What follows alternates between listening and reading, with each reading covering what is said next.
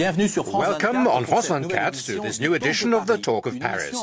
This was recorded in the middle of a pitched battle on globalization, and our guest is Pascal Lamy, the Director General of the World Trade Organization, the WTO. Good day, Pascal Lamy. Good day.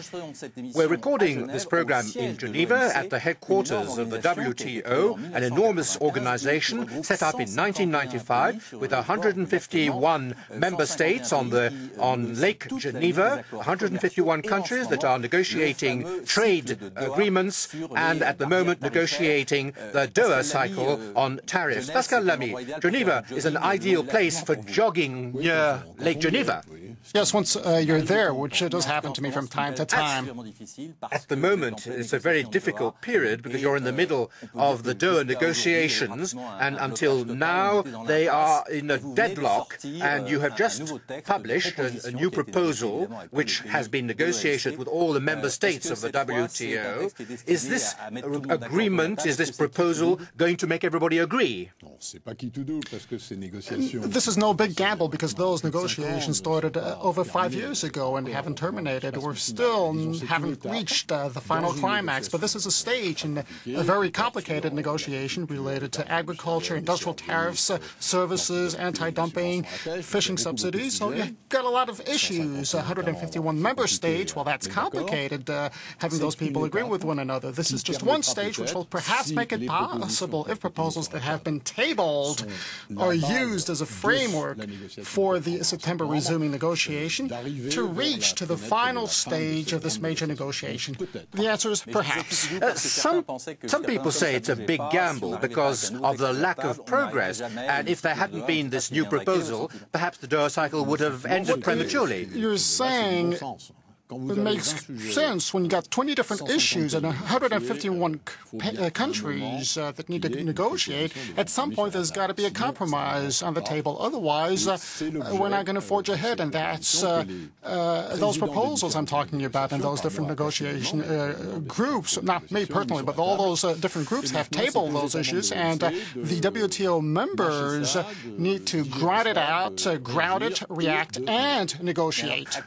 But today, nobody's happy. The Americans, the Brazilians, the Indians, American farmers, European farmers, French farmers, everybody says this proposal doesn't hold up. It falls far short of the target. How are we going to get everybody to agree? Now, the fact that nobody is happy, well, that's normal. If among those 151 members somebody had applause, then there's compromise solution would not have been the right solution. Inevitably, we'll ask each and everyone a little more than what they have been tabling until now. Now, the problem is not so much for really calculating what one has to pay out in this negotiation. And developed countries and a few major developing countries such as China, Brazil, and India are concerned, and not the poorest countries. Let's not just look at what you're putting on the table. Let's also see what we obtain from this. And in general, I believe, with all those proposals on the table, there are reasonable opportunities to enhance everybody's growth, and most especially developing countries, and that's a priority. But when people in France see that tariffs would be cut by 50 or 70% on average, which would expose French and European agriculture, this means that just won't do. The Europeans need to speak out regarding the proposals that have been tabled. European agriculture has made major breakthroughs with modernization and streamlining processes and has the ability, because of the reforms that have been spearheaded, to import a little more from developing countries. And for this additional effort, first of all, it will be able to export more into other markets, and the agro-food industry in Europe is extremely competitive. And you also have the additional outlets insofar as industry and services, the economy. Well, that's part of it is agriculture for a European economic cluster. But this is just a small part, and you also have to think of the other parts. But the Americans say your proposal is muddle-headed. No, the Americans said it was muddle-headed. intended, which is not exactly the same. But the European farmers and American farmers might believe that too much is being asked from them and that not enough is given to them is not abnormal. At this point of the negotiation, I would exactly do the same thing if I were in their place.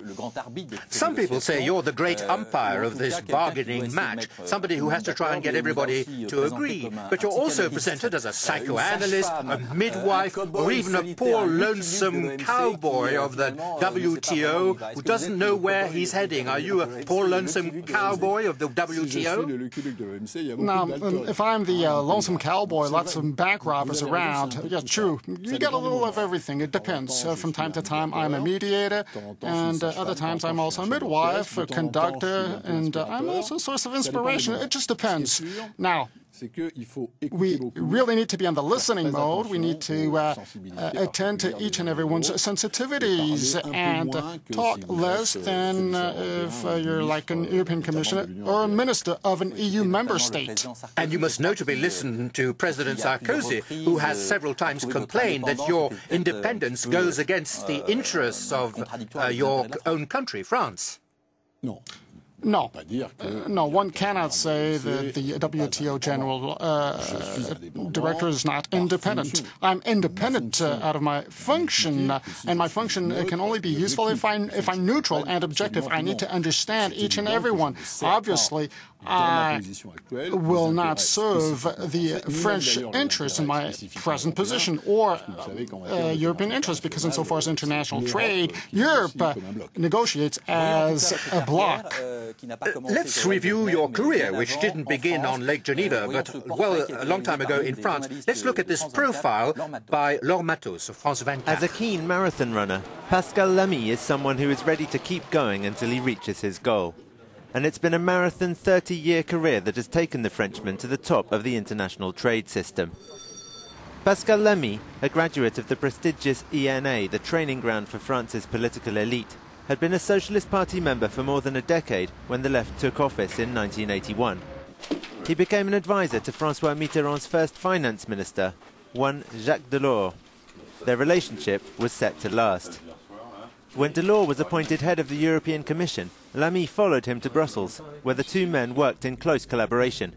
As the esteemed Commission chief guided Europe through the introduction of the common market, Pascal Lamy was his right-hand man. But in 1994, Lamy left Brussels to work in banking. The ailing French bank Crédit Lyonnais took him on as second-in-command, and Lamy helped nurse it back to health and to full privatization in 1999. But that same year he was lured back to Brussels as Commissioner for International Trade. Backed by Socialist Prime Minister Lionel Jospin, Lamy, the Commissioner, immediately asserted his independence from the French state. As a committed liberal, he frequently clashed with President Jacques Chirac, particularly over Europe's common agricultural policy. It was a paradoxical situation for a left-wing liberal to find himself at odds with a protectionist conservative, but Pascal Lamy has always believed that free, globalized trade can and must benefit poor countries. Yet trying to make it do that has been a struggle. The failure of the World Trade Organization's 2003 summit in Cancun, Mexico, was one of Lamy's worst experiences as a European negotiator. Perhaps he felt that the only thing to do next was to take over the WTO itself. In any case, that's what he did in 2005.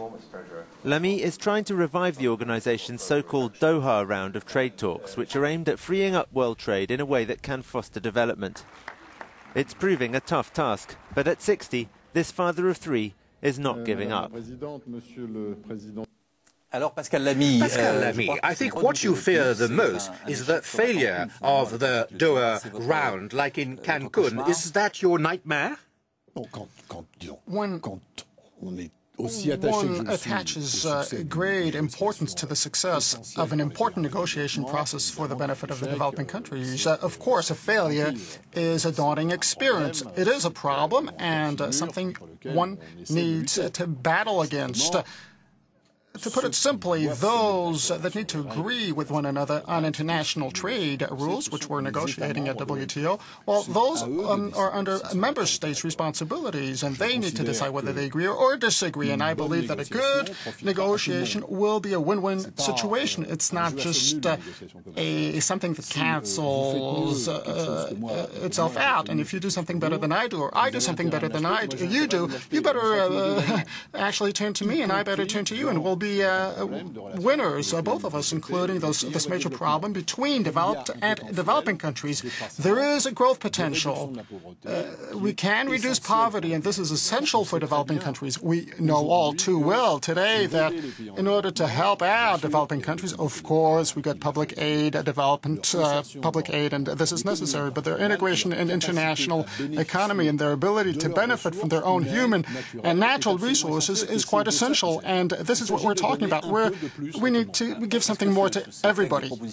Is this compromise proposal your last card? You never know. A negotiation is no cruise where you board somewhere in a very nice place and you end up in a major seaport. You got ups and downs, positive, negative moments.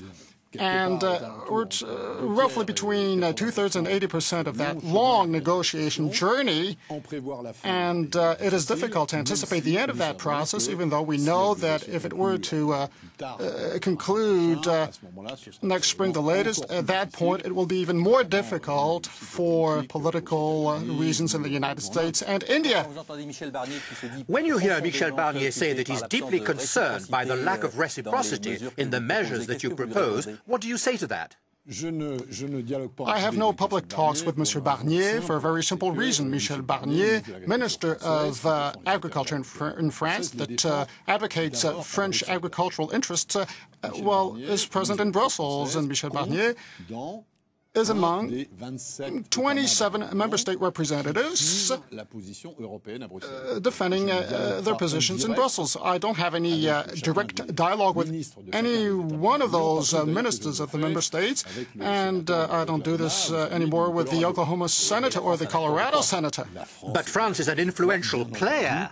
France does weigh as Germany, Italy, or Spain do, and I have to be aware as to not interfere in this European circle. Now, imagine you're the European Commissioner responsible for coordinating European positions, negotiating, and be held to account. And if I get under his feet and say, oh, the Germans, the French, and Italians want this, this, and that. No, this is just not possible.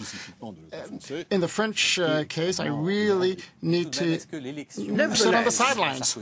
Has the election of Nicolas Sarkozy, with his energy, his determination to protect Europe better, will this have any impact on the World Trade negotiations? It will have some impact if it entails changes in Europe's position.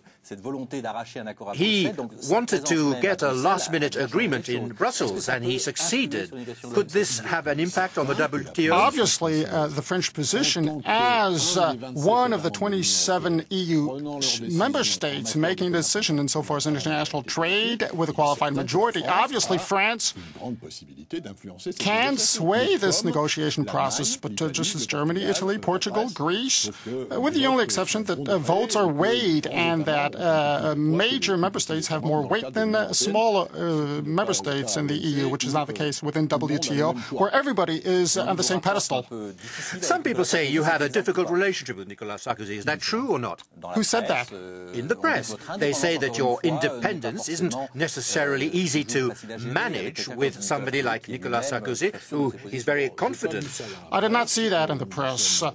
We talked with each other not too long ago, and I asked him for a meeting at the Élysée Palace. We talked with each other about 10 days ago. We had a very good conversation, and Monsieur Sarkozy is sufficiently aware of international life and the rules inherent to international organizations, and understands that I cannot carry out my work if my image, my reputation for independence and neutrality are tarnished. South Africa, China, Australia, Senegal, what are they going to think about my present functions if they know that I have an axe to grind? This is just impossible. Impossible. Pascal Lamy, this is an interactive program. Let's listen to a question by Bernard Cassen, the Honorary President of the TAC. Bonjour, Monsieur Lamy. J'ai une première question à vous poser. For my first question, I would like to recall the fact that, as the economist Paul Béroche successfully demonstrated, periods of relative economic prosperity for the Netherlands, England and the United States always started with protectionism at home whilst imposing free trade measures on other countries. Throughout the 19th and 20th centuries, that's how those economies developed. So, under those conditions, what makes you and the WTO think that free trade alone will allow third world or southern economies, or whatever you want to call them, how will free trade alone allow those economies to take off? Your reply? The first part of my answer, I don't make out the economic history the same way as Mr. Kesson does. What he said is true for the 19th century, which was a colonial era by definition, and major powers pressed those colonized countries to open up. This was not true, always true during the 20th century. We all know that the protectionist crisis in the 30s sparked one of the most horrendous world conflicts in the 20th century. The way I interpret the recent economic history shows that free trade can work, but closing them down never works. Second part of my answer regarding the developing countries. Developing countries are asking for free trade. 2/3 of the member states are developing countries, and they are crying for free trade. And I trust developing countries a lot more than I trust the president of ATTAC. In other words, ATTAC doesn't know what's what. I listen to my member states. They decide. Their governments decide. Their elected officials decide. They're not elected everywhere, but you got a lot of elected officials, and they bear the interest of their own peoples and not ATTAC, to my knowledge. That's the end of the first part of this program. Let's take time out to watch the latest news on France24. Join us after the news.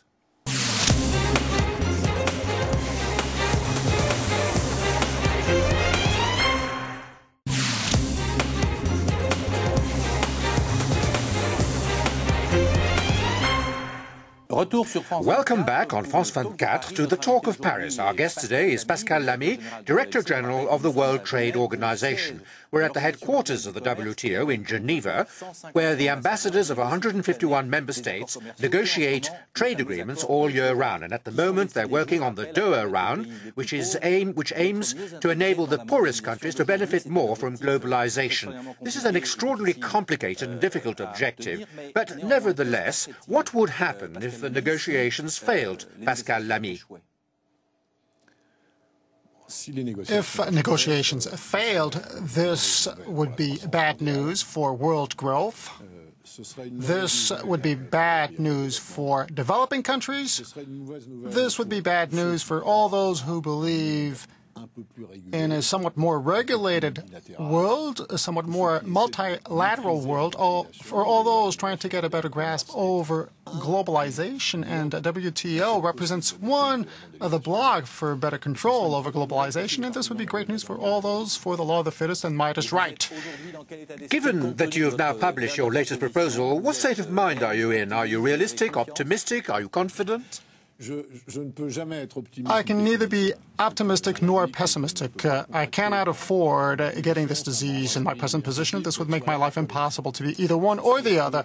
I'm somewhat of an activist. I'm trying to forge ahead with this negotiation process because I believe that more openness may provide better development, more poverty reduction. I'm not saying that this is a systematic solution, but may make a difference provided other parameters, other economic, political parameters are factored in, provided that national systems are being set up, and this may represent a major opportunity for future development. Let's call it what I call the Geneva Consensus as opposed to what we used to call the Washington Consensus. But aren't you concerned today to see so many calls for protectionism at a time when you're negotiating a more regulated form of globalization? Aren't you worried to see so many calls for a return to protectionism? I feel them. They're right here in Europe. in the United States, in Latin America, in China, in India, in Africa, everywhere. Why are they here? They're around because a lot of people living on the planet fear non-regulated globalization processes. They're somewhat daunted by the fact that if everything is being played out on a planetary level, and provided they get the feeling that those political bodies which they elected and which they're used to has very little control over this process, well, this creates fears, and this is perfectly normal. If I got a problem and I got nobody to turn to, I'll be scared, and that's absolutely normal. Now, the answer. What is the answer? Is protectionism an answer? No, it's not. More openness. People need to open each other up to one another. Well, for people to understand each other better and better. This is one of the virtues of trade. Really work in such a way that people hook up with one another, learn to know each other better, and really take advantage of those differences that make up somewhat of a wealth. And a very important factor needs to be considered here. And I believe that the better we'll be able to regulate globalization, the better we'll be tackling those fears. And once again, those fears in the present case are quite legitimate. The international system today is not powerful enough to tackle some of those major issues. Problems are global. Political power is local. You mentioned fears. Let's listen to a question by France24 journalist Raphael Cahan on GMOs, genetically modified organisms. Mr. Lamy, the World Trade Organization has found that the European Union's moratorium on new imports of genetically modified crops violated trade rules. In about 3 to 4 months, the European Commission should let farmers grow a genetically modified potato, which marks the first time the EU has approved a genetically modified organism in almost a decade.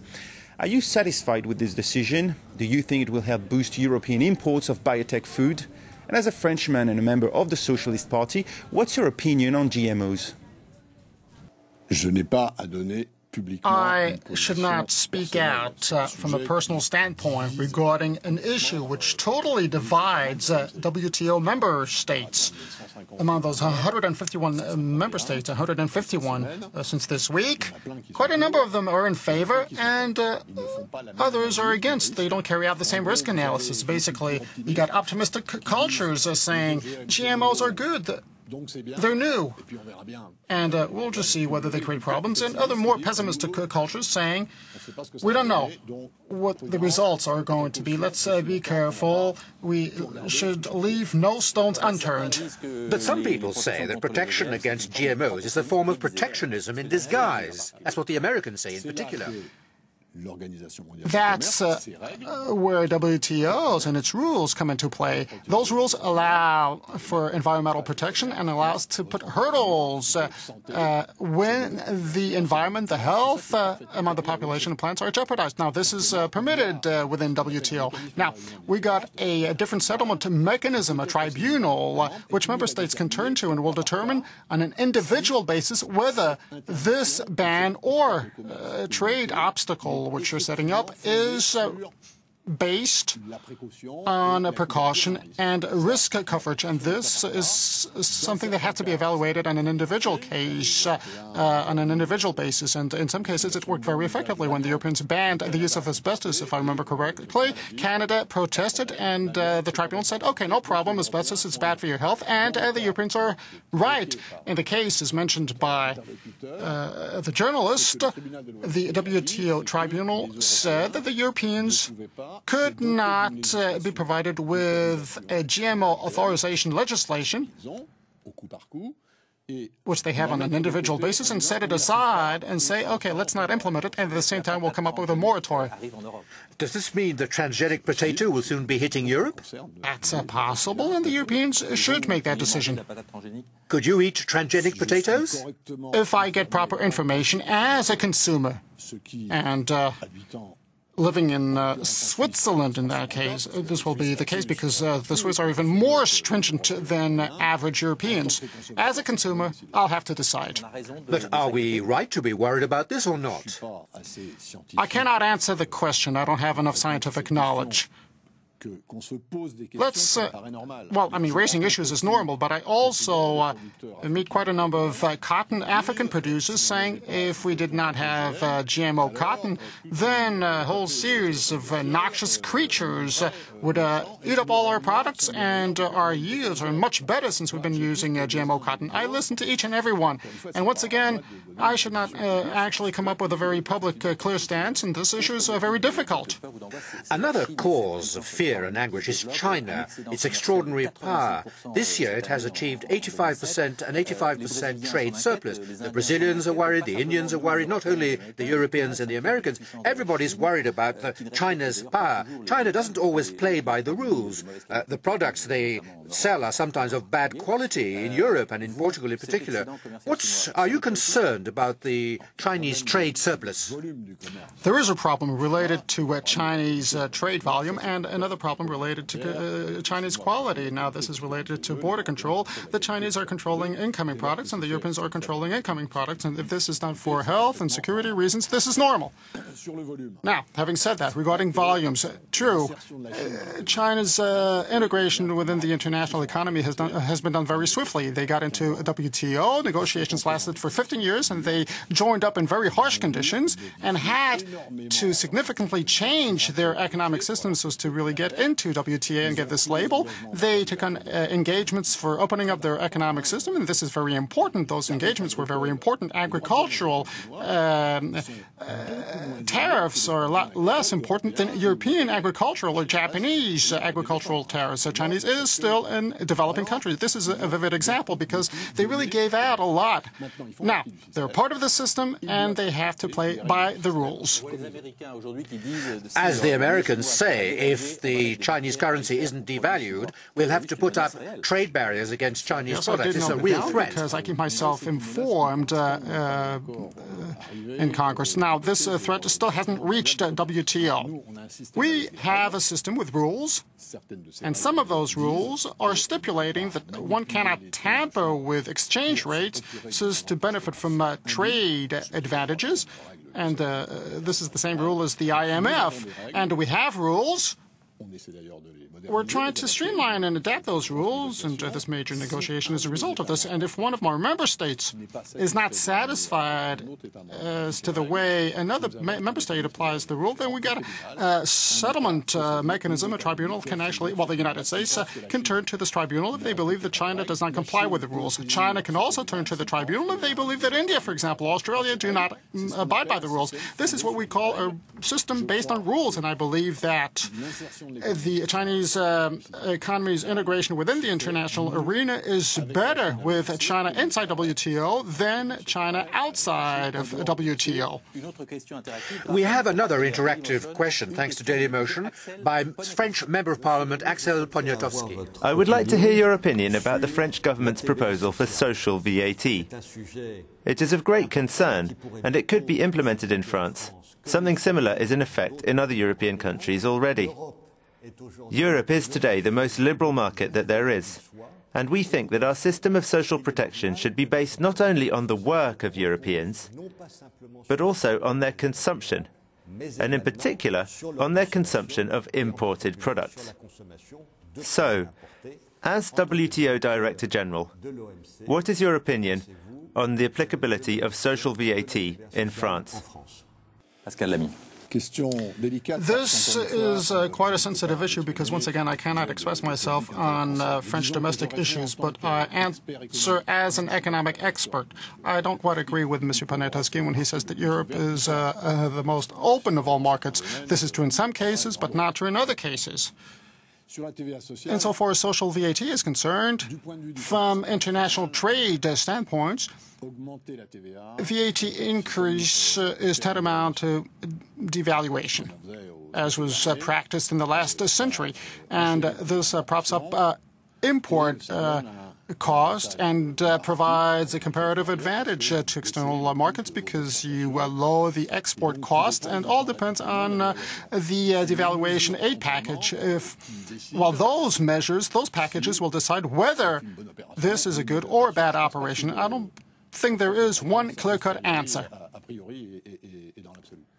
Let's listen to another interactive question by Alain Lipietz, the European Parliament. Bonsoir, Pascal Lamy. To be honest with you, I don't fully approve of the deal you're making with third world countries, under which they open their markets for public and financial services in exchange for us opening our markets for food products. I believe that each country should seek to protect its own food safety, and that we have the duty to help these countries develop their services. Moreover, one has to ask, do you think it will work? The Berlin conference failed, and not many people still believe in the WTO. The United States is making bilateral agreements. Mandelson, as European Commissioner, is on the US's heels. Do you think that the World Trade Organization really has a viable future? A strange question to ask the Director General of the World Trade Organization. It's a perfectly relevant question. Here again, just a piece of information. Alain Lipietz believes that developing countries will be forced to open up their public services in negotiation processes. He's mistaken. He'll have to have a closer look at what's going on. Nobody's asking, or is pressing developing countries to open up their public services. Each and every one of the WTO member states will have to make the decision in so far services and public services if they want or don't want to open up their services to competition. Nothing is mandatory. Now, basically, I believe that Alain Lipietz made a point, and he's right when he says that if this negotiation were to fail, and if WTO, as an international trade regulator, were to become a shaky organization, then bilateral approaches will prevail. And true, the major nations, the big brass, the Americans, the Europeans, the Japanese, the Chinese, the Indians, well, they have a choice between the bilateral approach, allowing them to really tap into their power, their possibilities, and the multilateral approach, where the smaller nations weigh more than in the bilateral process. And Monsieur Lipietz is right in that respect. If WTO becomes shaky, then a more bilateral approach, and this is what I call the law of the fittest. And for the major ones, not bad. For the smaller countries and the poorest, the weakest, well, that's a lot worse. Let's listen to another question by Bernard Cassen, the honorary president of the Attack movement. Regarding international trade, we are witnessing a form of proliferation. Statistics made by your organization indicate that there is no direct correlation between increasing trade and increasing production. Trade always rises at a greater rate. So we're actually trading more, but trading the same things. Don't you think that we have reached a kind of cancerous trade explosion? By which I mean, if you were Japanese, I might buy a pencil from you that would end up in France, and you might buy a pencil made in France from me and take it to Japan. A large percentage of trade is completely useless and parasitical. And all of this is extremely costly at an ecological level, because we don't incorporate ecological costs, such as greenhouse gases and so on, in global prices. We behave in a distorted system. Don't you think that today we actually need less trade because we need to reduce the flow of goods transported? Pascal Lamy?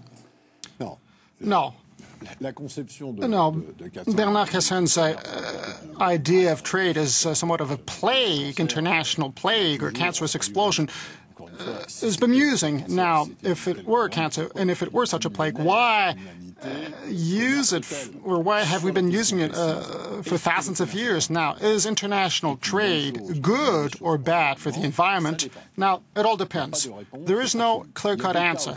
In some cases, it's good for the environment. If Egypt were to produce all the cereals it consumes, we wouldn't have enough water in the Nile River. Now, that's very good from an ecological standpoint to have the Egyptians, not use all their water in the Nile River and import cereals from countries with more water. Now, in this case, international trade is environmental friendly. On the other hand, and insofar as transportation, I believe that he's not necessarily wrong. If energy prices on global markets don't reflect what economists call the externality of this fossil fuel guzzling spendthrift dampening effect, then there might be a problem. True, today energy prices do not reflect the cost related to gas carbon emissions. And from that standpoint, there might be a regulatory challenge from an international standpoint. So you've certainly got your work cut out. That's our final word. Thank you for having taken part in this program here in Geneva. And join us again next week for another edition of the Talk of Paris.